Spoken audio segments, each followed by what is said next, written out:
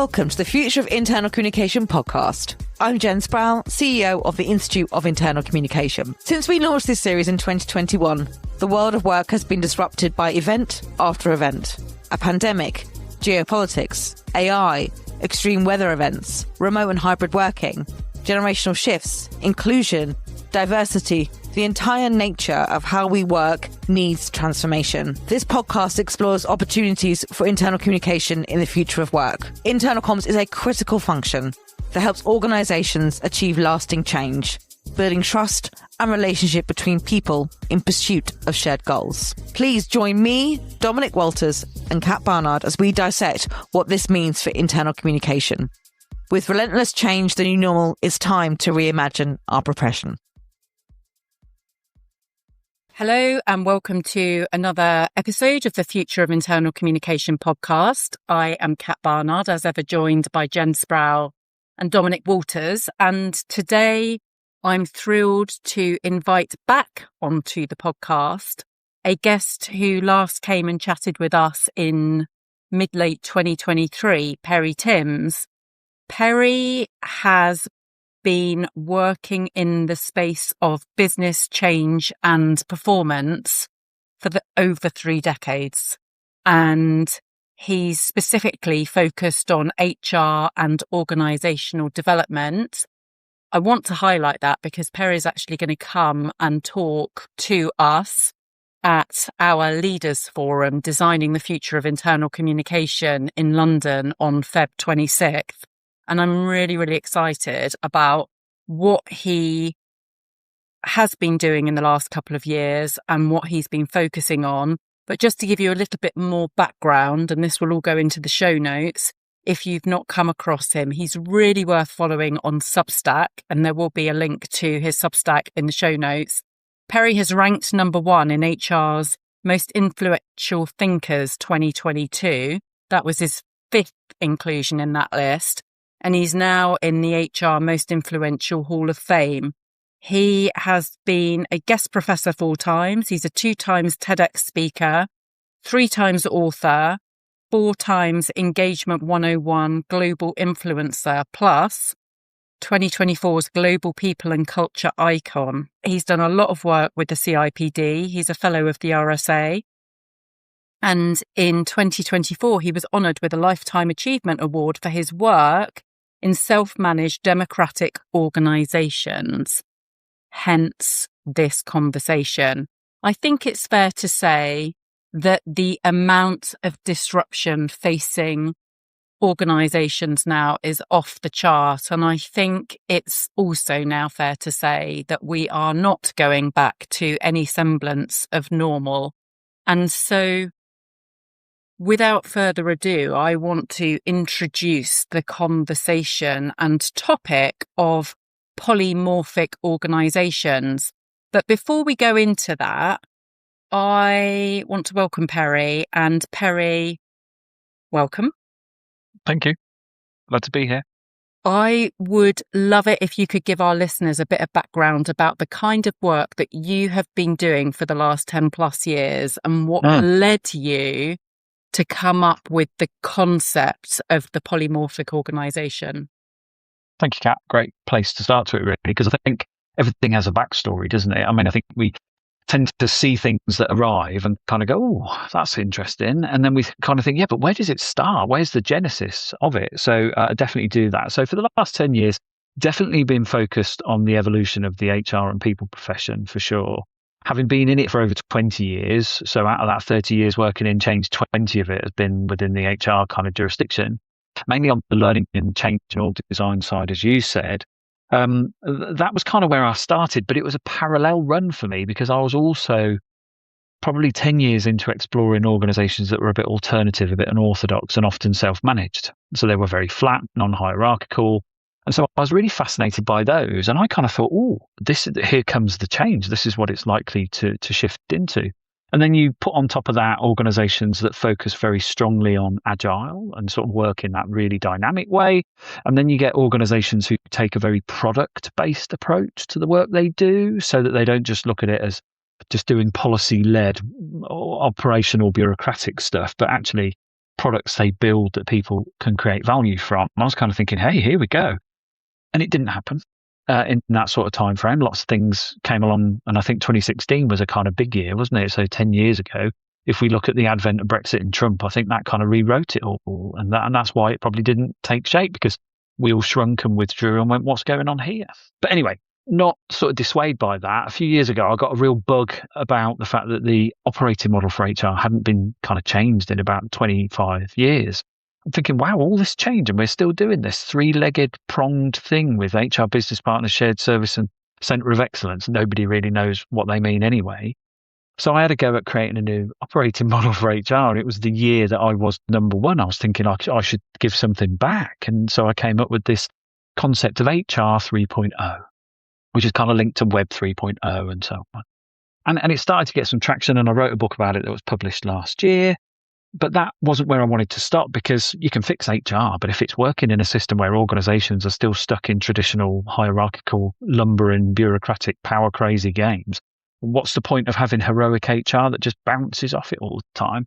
So I started to explore a bit further and literally fused everything I'd learned in the last 20 plus years into the concept I'm now exploring, called a polymorphic organisation. So that's the kind of backstory of where the last 10 years have kind of been and gone and got me to. And it's only in the last 6 or 8 months that I've really started to flex, I suppose, into this polymorphic concept.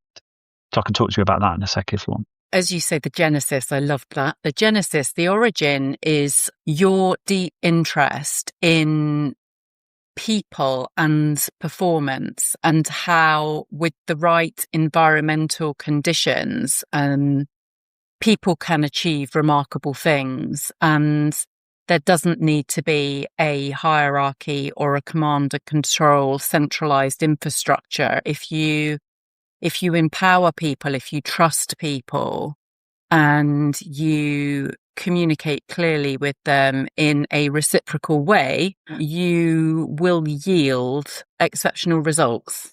Yep, I'd agree with that. I think the third P I'd introduce into that is purpose. It's like, what's the point of it all, both in an organisational sense, in a functional sense, in a team sense, and in a situational sense, because often we don't compute that. We don't think, what am I here for? What's it all about? And sometimes that's what's it all about right now, right in front of me, as well as the big noble vision of whatever you want to achieve ad infinitum, right? So that's the stories that we write and tell and use for what's the point of it all. So I think there's definitely that. And I found that more organizations that have a strongly felt and applied sense of purpose didn't need lots and lots of mechanical interventions and punitive policies and seductive reward mechanisms, because people are like, I'm here because I want to be. I want to be my best self. I want to do my best work in pursuit of that purpose and the various permutations of it. And of course, a lot of that manifests in then what we could call the internal comms kind of agenda, because it's the stories that weave it all together, that make it relevant, that bring it to life, that help you deal with change and uncertainty and contradiction and so on. So the P addition on purpose is absolutely what I found. Those self-managed organizations were powered by purpose and didn't need as much bureaucracy to get done what they needed to get done. They felt more efficient, more optimal, more human. And we definitely, and I'm going to refer to you, Jen, in a sec, but we've definitely seen that in some of the IC index research, haven't we? That people are hindered when they don't have a clear message around how their specific scope of work feeds into the bigger picture. I can't remember exactly what it is. I know, Jen, you'll be able to. Yeah, I mean, fundamentally what the IC index shows us year after year on that sense of things, it's not the process that people are necessarily looking into. And how do I fix the mechanics? I'm like, I don't get why I'm doing this. I don't understand my role in it. So they might believe, we can always see strategy belief up there. It could be a lot higher, but it's a higher one. But when it comes down to what's my role, don't quite understand that. Don't see how I fit. But also as well, when we look at things around what breaks down that relationship or where that comes from, is they just don't feel that the humanity is reflected in that dialogue. So it's that piece around, well, you don't understand my context or my position. And if you explained it and contextualized that and brought it back to something of meaning and humanity, and connection, I might feel more aligned, but also more empowered and more motivated. So what we see in the IC index, I think, every year is not a mechanical problem, but a visionary problem. Completely agree. Almost like the alignment between what's the story of me and the story of it that I'm part of. And that sort of transcends all those strategy things and the levers that we pull and the kind of documents we produce, because that's a felt thing. That's a sensation inside you that says, I belong to something that's bigger than I am. And that's the driver. And when it's not there, good grief, it can go anywhere, but it needs somewhere to go. So if you haven't got the stories to channel it, then it disperses or it evaporates. So I can see why that features so highly on your index.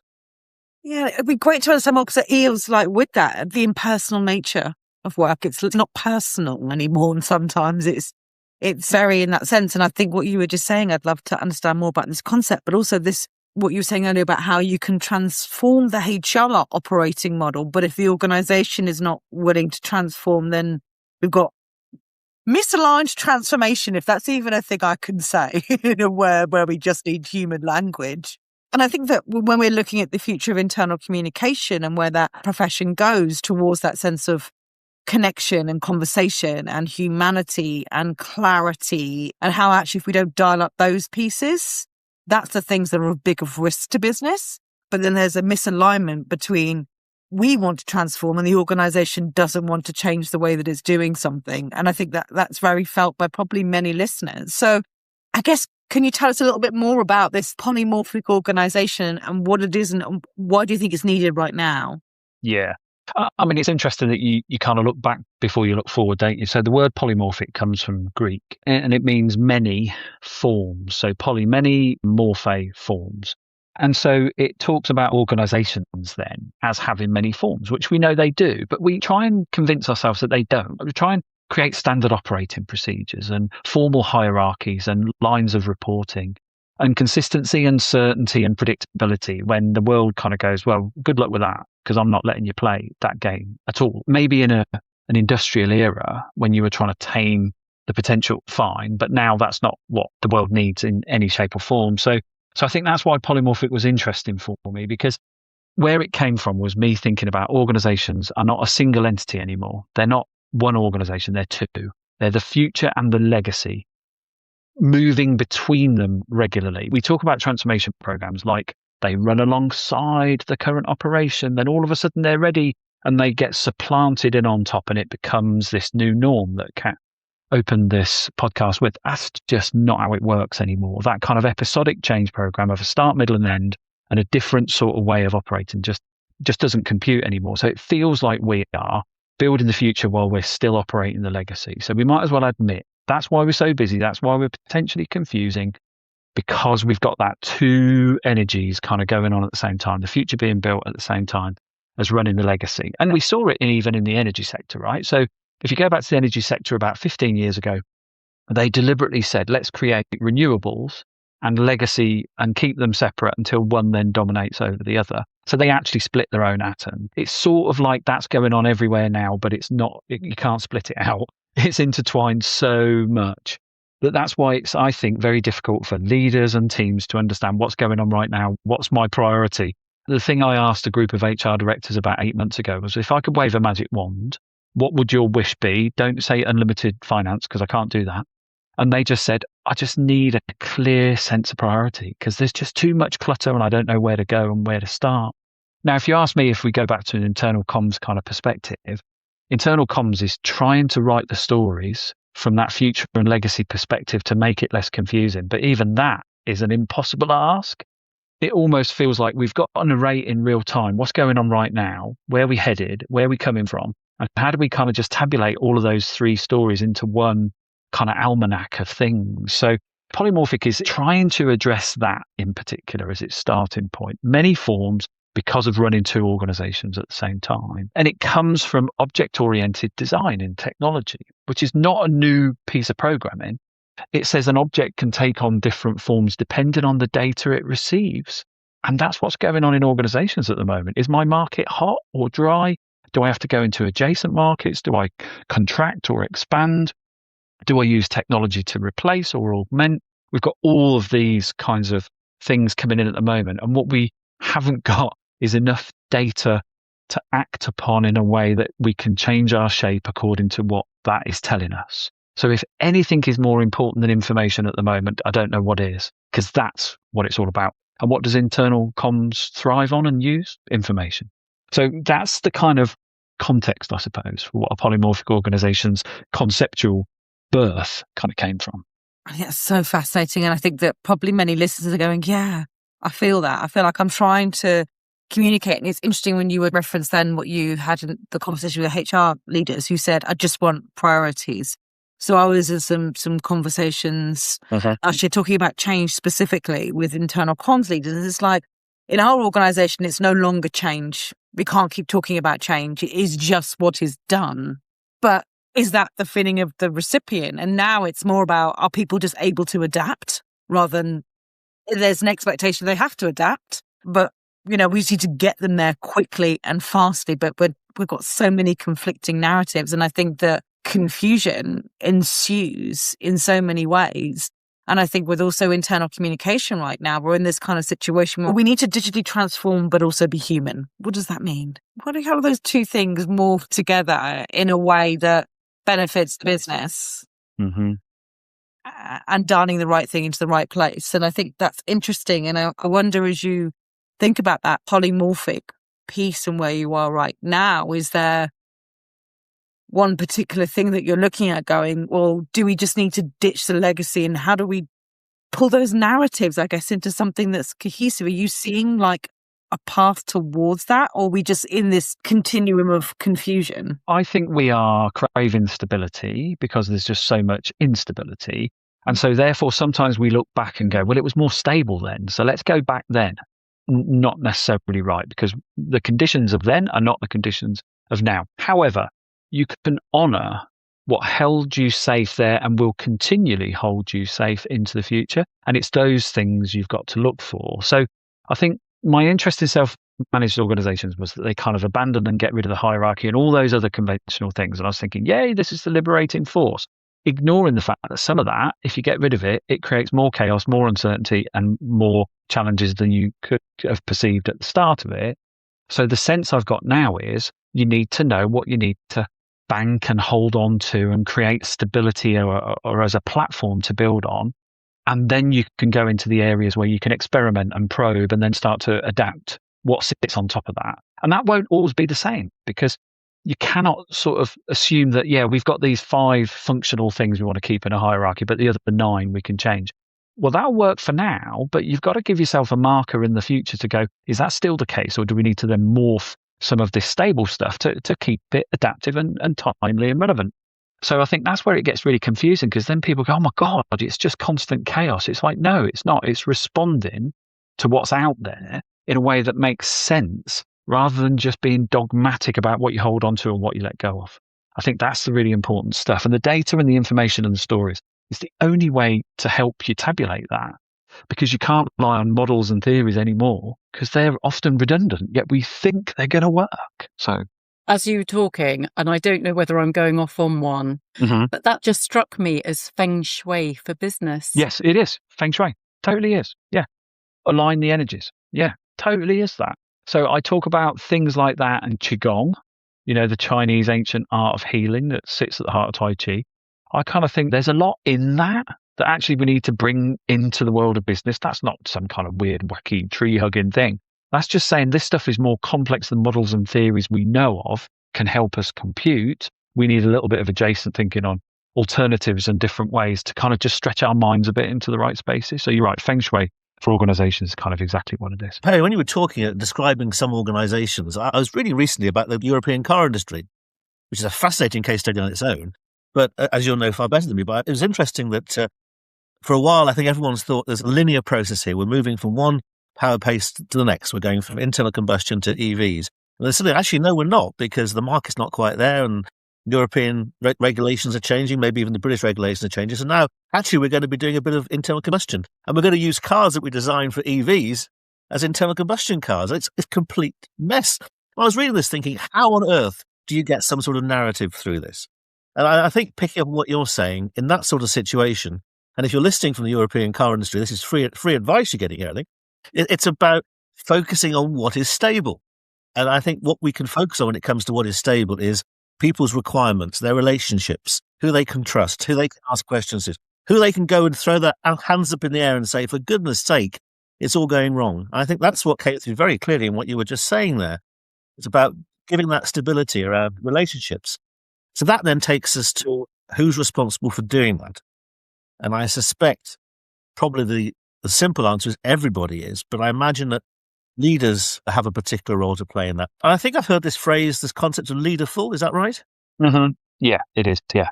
It'd be good to know a bit more about that, because I guess that would shed some light into the role of leaders and how they can create that emotional relationship stability. Absolutely that. I mean, you're so right to point that out. So I think when I look to my self-managed kind of exploration, that was almost like the abandonment of management in favor of collective decision-making and individual accountability that's shared and more public. And so you almost have like a communal sense of how you get regulated. What I've now come to realize is that you don't just abandon managers. You think about leading as a different kind of concept, and you talk about it as a space. Leadership is a space. That's what is calling people in to take accountability, decisiveness, whatever it might be. And that does not just exist by position, role, experience, dominance, ego, whatever. That is, what is it calling us to lead into, and who's best to do that? Because there are times when people kind of look to each other and go, I don't know what to do here. And somebody says, I think I do. I'm going to try it out. And so then people go, well, I'll go with you then if you're brave enough to do that. So I think that still applies, right? That relational stuff of somebody has bravery, conceptualization, creativity, pioneering spirit, whatever it is. I'm with you, but I'm not that person. I'll be the second person to dance, not the first person to dance. And that's what leaderful's about. It's an invitation rather than an expectation based on role, title, experience, and privilege. But it still needs to happen. So that's when we can change the dynamic of it a little bit. And Joseph Raylin is the guy who coined the phrase leaderful, pretty much sort of said that it is about a space and it is about people accepting that role with a genuine intent to sort something out or create something. And then people kind of come and follow it. I think if we look at social movements in the past and so on, that's not been somebody saying, well, I've got a privilege, I'm just going to exercise that. It's somebody saying, I'm called to that. I want to hold that space and bring people with me. I think we need more of that. Now, again, what's important there is the story, the narrative, the connections that people make to it. So if you want to be a part of a leaderful enterprise, then you better get good at telling the story of why you're doing it, because otherwise nobody's going to come with you. And that's where, again, internal comms has an enormous role to play, because you can create the sense of what that story is for somebody to go, I'll take that, I'll run with that, I'll lead with that. And I think that's what we're starting to see a lot more of, partly because who on earth has the capability to lead right now? Because we're facing stuff we've never faced before. Nobody's got the experience or the strides. We're making it up as we're going along. We might as well admit we're all idiots when it comes to leading, and therefore we need a bit more collective sharing to create that ethos and essence. So I think we've got to change the superstructure that currently has leaders sat in those roles being expected to lead. And I think we need to get rid of that and say to people, right, there's a space, we've got to solve this problem. I've got the heart for it. Who wants to join me? Bang, off we go and make things happen. That feels much more likely to work than somebody who's just got 15 years of sales experience. Who cares? That's not relevant now anyway. When you were describing that, I was thinking, well, how do we make sure that the right, in inverted commas, people are dominating the story? Because you talked about how social movements work. And of course, we can talk about social movements where someone's been charismatic and taking people in perhaps the wrong direction, or at least a direction most of us wouldn't agree in. So how do we make sure that it's the right people who have that sort of dominance in organizations, the right stories, if you like, that people are sharing?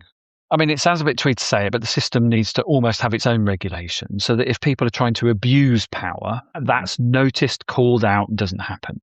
But let's face it, it does now. So people can play the system now to abuse that power, to cover things up, to create mystery and misdirection and succeed. And it's almost like, well, that's not an individual's cleverness. That's the system not catching it, not calling it out, not creating the opportunity to spot that and course correct on that one. So if people say, surely that's worse than now, it's like, I don't think it is at all. I think you're kidding yourself if you think now is optimum leadership conditions, because it's not. So we've got to bust that myth, and we've got to experiment and try how we build a system that catches the right stuff, the right people, the right intent, the right outcomes, and that's more likely to be regulated by the many than the few. Just to jump in there, that really chimes with Megan Wrights and John Higgins Perry. We spoke with them last year about activism, and when you were just describing that, I was thinking about the Brewdog debacle. Oh yeah, classic case. It's a really classic case in which their former chief exec lauded that the business had a great culture, that it was doing all of the right things and so on. But the employees came out and spoke out against him to an extent that the business was actually stripped of its B Corp status, if I'm not mistaken. Yeah, it totally happened, yeah. So I think there's a really interesting piece going on, isn't there? I'm not entirely sure how activism will manifest in 2026, whether people are so anxious about job security and income stability now that they will suppress how they feel about bad leaders. But equally, there is a lot of evidence to show that the system does self-correct. I mean, the Apple letter, when Tim Cook allegedly wrote to employees in 21 or 22 to say, everyone back to the office now. And they all said, no, not happening. And I'll pick up on that as well. And I think what's interesting on that activism point, when we've seen as well, is that where is that accident? What emotion or feeling is so deep-rooted and most collectively shared by the working population? And I think that when we've looked at it at the moment, that focus has been very much about mental health. What are you doing to me? How are you breaking me as a human being? And how are you treating me as a human being? And going back to your point, what I was thinking as you were talking as well about the genesis part. So if you look at the genesis perhaps of HR, but also of internal communication, was all on the point of employee relations. It was all on the point of welfare. It was also for IOIC, I believe, in that original days, was our founding members were all parts of the social clubs. We're all looking at how they can build connection. But it was also about, post-World War II Britain in our founding time, about creating a vision and a hope for the future. And I feel we are on a real sticky wicket on those two paths of our genesis that perhaps have lost their way by digital process management. I think that what's interesting now is we've always had this debate in internal comms about, do we serve the organisation or the people that work in the organisation? And it's constantly a source of tension, and has been.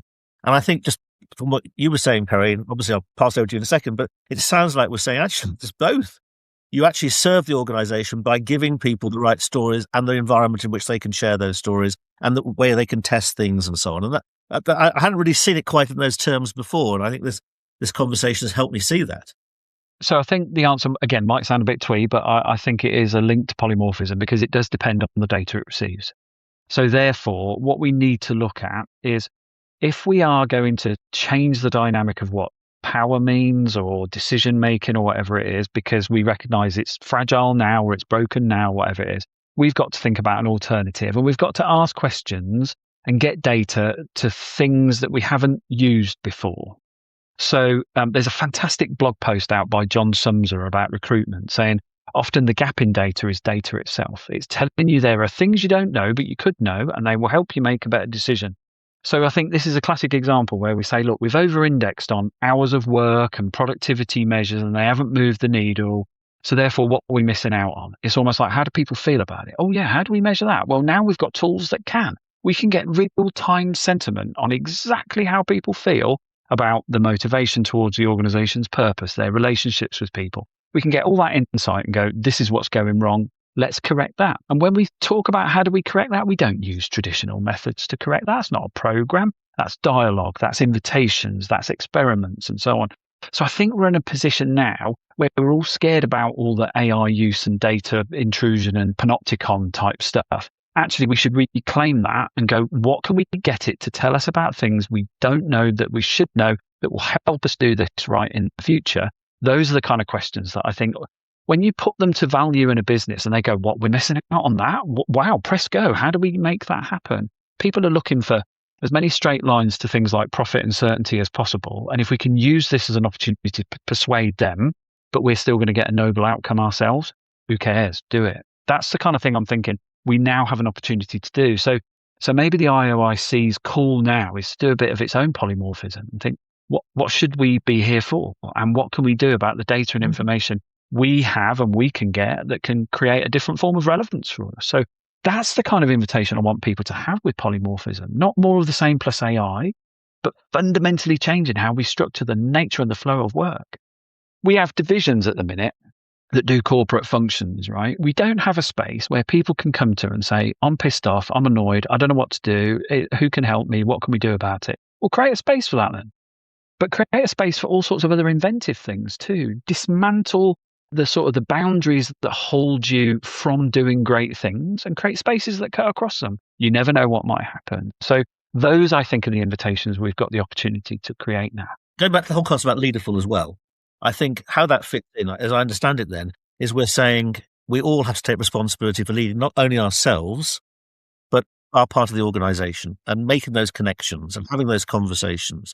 So whereas in the past, we've spent a lot of time giving leaders communication skills, and we still need to do that, it's looking now, we say, actually, we should be giving people across the organisation the confidence and the skills, the tools and techniques to ask questions and the environment in which that's encouraged. And that's a massive opportunity for internal communication. It has to. I totally agree. That creates a sense of hive mind and aliveness that is probably missing at the moment. When I go to an organisation to consult, yes, I get the top team, I get the HR team, whatever. I like to talk to what I call the real people and just say, what's it like for you? What's going on for you? Tell me about the things. I get so much power from those stories that I can play back in and say, you think this is your culture? I've been told this is it. And they're like, really? Why is that then? It's like, well, you're looking at the reports. I'm talking to your own people. So there's something in that. IOC could become this amazing evangelizer for the brilliance that people have in their minds to take an organization forward in a way that they've not done before. So you stop being broadcast and you become playback in feedback loops. That's what you become. I'd say that's a really compelling case for relevance now. This whole thing about being able to listen and encourage people to listen and having the skills around that, I think, and shifting the whole way. You go back to the point you made earlier about using knowledge, sharing knowledge actively, putting things in different contexts. Yeah, there's a lot of opportunity. Totally. Thank you. God, we have covered so much ground, and I should imagine that there's more than a couple of listeners out there who are feeling slightly daunted by the enormity, because it is fundamentally, it's nothing short of a paradigm shift, and it has to be. Otherwise, we are going to continue to perpetuate the brokenness of the systems that we're operating within right now. So I wanted us to have this conversation to introduce the concept, and I don't doubt that we'll need to get you back, Perry, to come and talk more with us as the months progress. But if I was going to try and conclude this episode, 1 to 3 things that internal communication could do right now to move the needle on the record, what would you say? Yeah, I think you can start to talk and tell stories, not about functions or divisions or even individuals, but the spaces where things get done in your organization.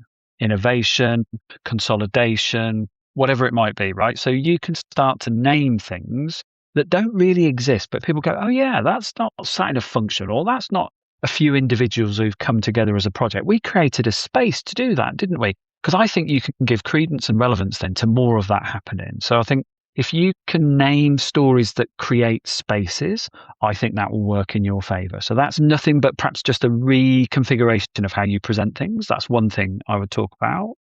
I think the other realization I've got is organizations can only morph depending on the strength of the stories and the data that it receives. So I think if I'm in internal comms now, I'm going, where's the real hotspots, i.e. where loads of things are happening?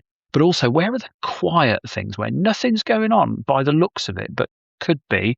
And I'd use those as almost like the bookends of which to explore how you can bring those things together through the stories and the data that you can get from quiet things that are ticking over quite nicely, but could do a lot more. And the hotspots where everybody's focusing, but what's really going on there? I kind of want to do that and sort of be a bit more of a decipherer and a kind of coder for that. But I think the real thing for me is organisations are craving coherence. They haven't got coherent stories that tell people what's going on now, what's going on next week, and what's going on the week after that. Just play that. Be almost like the radio channel that they get their fix from on what the weather's like and what the roads are like. I think it's almost that. Give them a commentary on now that helps them go, oh, I don't have to go searching for that. I've got it. I can stabilise now and just work on what I'm working on. And then I'll tune in next week and find out what things are going on. Because I think that tempo is how it's going to be. So those are the three things I'd say, Kat. I hope they feel practical enough. They do for me. I'll just check in with Dom and Jen. But for me, what I think is so wonderful about those things is that they're deeply human. They're not anything that any sophisticated Silicon Valley algorithm is going to be able to automate anytime soon. And the one thing that is absolutely clear is that anything that can be automated is going to get automated. And therefore, we need to be looking for kind of the diamonds in the dirt and the ways in which we as human beings can distinctly add value and make an impact. I think this has been an invaluable episode. Jen, Dom, I don't know whether you... I totally agree. You know, when you're having that episode where your brain's just kind of slowly ticking and thinking about it and what does that all mean with all the other conversations that you have as well.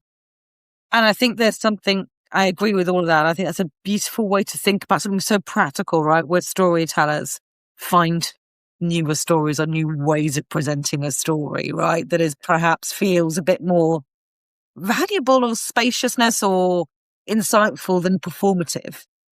In terms of we're ticking a goal of our values are, I'm not trying to say that isn't important, but it's that blend of it.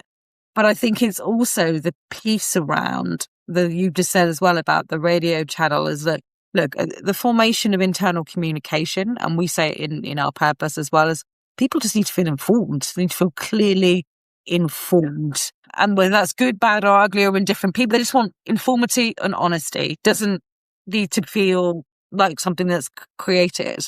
And yes, you could automate something, but actually digging in and investigating what is new weekly, what is real weekly, and critically discerning that for your audience. AI can't be in every meeting and discerning that. You need to bring that sense of that journalistic, perhaps, skill as well that comes to that. And I think there's something super powerful in that when everything feels far away from us, perhaps, or just don't feel connected to it. And so I think that those are really powerful places where we can become those facilitators, those digesters, those enablers of something that roots into our genesis of storytelling and purpose. Perhaps. Dom, I'm going to throw to you now before I start waffling. My brain is still turning. I think it's about our manifesto as communicators. Yeah. And I think we've outlined our manifesto is we've got a real strong purpose to play. And it's a purpose around this connection, the conversation, alignment. We were talking the other day about this new phrase about orchestrating, but I think there's something we should be doing around that as well, getting people together to understand what's going on. However, that doesn't mean we're abandoning our traditional skills, because you've still got to get information across in the right way. You've still got to position stuff. You've still got to ask the right sort of questions. Maybe it takes away some of our, as a profession, our focus on channels from the past. That may not be a bad thing. But it's much more about how do we connect with people. So I think you've laid out a manifesto for us. There is, through all this chaos, there is a path forward for communicators to do something worthwhile, I think. Give us our purpose that you talked about earlier. Nice, yeah. I think from both of you, I've just written down from sludge to soul, because I think we're AI sludge all over the place. You can put the soul back into what this is all about. And wow, how cool's that? So yeah, thank you for that. Love that. Perry, thank you so much. For those of you listeners who are UK based, it's not too late. Grab a ticket to come and hear Perry close the Designing the Future of Internal Communication Leaders Forum in a couple of weeks' time. And Perry, in the meantime, please say that you will come back at some point and chat further with us. Yeah. Amazing. You try and stop me. So thanks very much, everybody. I really enjoyed that. Thanks, Perry. Thank you so much. Thanks for listening today. If you like what you've heard, please like and follow us wherever you access your podcasts.